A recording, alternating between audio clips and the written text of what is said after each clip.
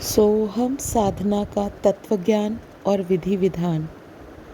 जीवात्मा जिन 5 आवरणों में आबद्ध है, गायत्री उपासना में उनका दिग्दर्शन 5 कोशों के रूप में कराया जाता है। गायत्री को कहीं कहीं पंचमुखी चित्रित किया जाता है। उसका अभिप्राय यही है कि आत्मा 5 आवरणों से ढका हुआ है। जो उन्हें समझ लेता है, उनका अनावरण कर लेता है, वह आत्मसत्ता भगवती गायत्री का साक्षात करता है। साधना विधान का जिक्र आने पर यह कहा गया है कि ये उच्च स्तरीय साधनाएं यद्यपि साधक को सामान्य उपासक की अपेक्षा अत्यधिक और शीघ्र लाभान्वित करती हैं, तथापि ये पूर्णतः निरापद नहीं। कुछ विधान तो ऐसे होते हैं जो परमाणु विखंड की तरह क्षण भर में अद्भुत शक्ति का भंडार उपलब्ध करा देते हैं। पर विज्ञान के विद्यार्थी जानते होंगे कि मैडम क्यूरी की मृत्यु ऐसे ही एक कठिन प्रयोग करते समय हो गई थी। उच्च स्तरीय साधनाओं कि इसी कठिनाई को पार करने के लिए प्राचीन काल से आरण्यक परंपरा रही है। उच्च स्तरीय साधना के इच्छुक इन आरण्यों में रहकर योग्य मार्गदर्शकों के सानिध्य संरक्षण में ये साधनाएं संपन्न किया करते थे। ये परंपरा आज यद्यपि रही नहीं है, तथापि वह स्थान अपने स्थान पर ज्यों के त्यों हैं। आज ना तो इस तरह के आरण्यक रहे, ना मार्गदर्शक सद्गुरु। आज के युग में इतना समय और सुविधा किसी के पास नहीं कि वे दीर्घ काल तक बाहर रहकर साधनाएं कर सकें। स्पष्टतः प्राणायाम साधना की भूमिका इन सभी साधनाओं में प्रमुख मानी जाती है। अन्य साधनाओं के 5 विधान भी ऐसे हैं जिनका अभ्यास कोई भी व्यक्ति घर पर रहकर भी कर सकता है। इसमें प्रथम है गायत्री का अजपा जप, या जिसे हम कहते हैं सोहम साधना।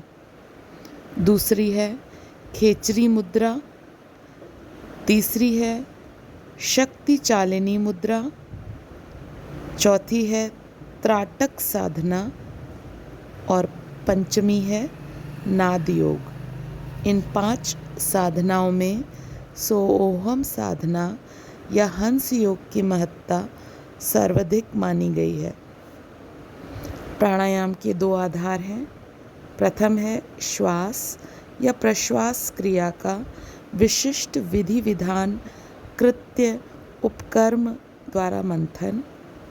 दूसरा है प्रचंड शक्ति द्वारा उत्पन्न चुंबकत्व के सहारे प्राण चेतना को खींचने और धारण करने का आकर्षण।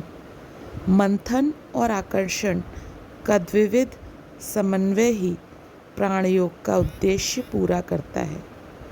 इनमें से किसी एक को ही लेकर चला जाए तो ध्यान योग का अभीष्ट उद्देश्य पूरा न हो सकेगा।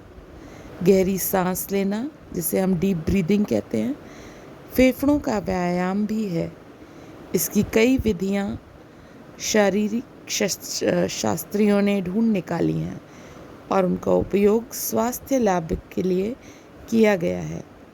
अमुक विधि से दौड़ने से, दंड बैठक, सूर्य नमस्कार आदि क्रियाएं करने से भी ये प्रयोजन एक सीमा तक पूरा हो जाता है और फेफड़े मजबूत होने के साथ साथ स्वास्थ्य सुधरने में सहायक हो जाते हैं। इस श्वास क्रिया की विविधता हम कई तरीकों से समझ सकते हैं। इनकी साधना विज्ञान के 64 प्रकार के विधानों का वर्णन भी है। भारत के बाहर इनके अतिरिक्त अन्य प्रकार की विधियों का प्रचलन है। ये प्राणायाम का एक भाग भी है और इससे उसका स्वास्थ्य सर्वदा वाला प्रयोजन पूरा होता है।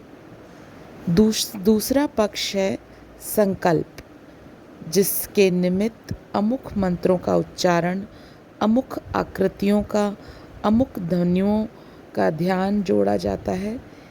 इस ध्यान में दिव्य चेतना शक्ति के रूप में प्राणत्व के शरीर में प्रवेश करने की आस्था विकसित की जाती है। आस्था का चुंबकत्व संकल्प का आकर्षण मात्र कल्पना की उड़ान नहीं है। विचार विज्ञान के ज्ञाता समझते हैं कि संकल्प कितना सशक्त तत्व है। इस आधार पर समूचा मनः संस्थान अर्थात मन, बुद्धि, चित्त, अहंकार का अंतःकरण चातुष्टय काम करता है और उसी से शरीर की विविध क्रियाओं की हलचलें गतिशील होती हैं। शरीर और मन के योग से ही कर्म बनते हैं और उन्हीं के भले बुरे परिणाम सुख दुख के, हानि लाभ के रूप के में सामने हमारे आते रहते हैं। संक्षेप में यहाँ जो कुछ भी बन बिगड़ रहा है वह संकल्प का ही फल है। प्राणी अपने संकल्प के अनुरूप ही अपना स्तर बनाते हैं, बढ़ाते हैं और बदलते हैं। समष्टि के संकल्प से सार्वजनीन वातावरण बनता है। ब्रह्म के संकल्प से ही इस विश्व के सृजन, अभिवर्धन एवं परिवर्तन का क्रम चल रहा है। असंतुलन को संतुलन में बदलने की आवश्यकता जब ब्रह्म चेतना की होती है, तब उनका संकल्प ही अवतार के रूप में प्रकट होता है और अभीष्ट प्रयोजन पूरा करके चला जाता है। योगाभ्यास से जिस श्रद्धा विश्वास को आत्मिक प्रगति का आधार स्तंभ माना गया है, वो तथ्य भाव भरा सुनिश्चित संकल्प भर ही है। साधनात्मक कर्म कांडों की शक्ति अधिक से अधिक 1/4 मानी जा सकती है। 3/4 सफलता तो संकल्प की प्रखरता पर अवलंबित रहती है।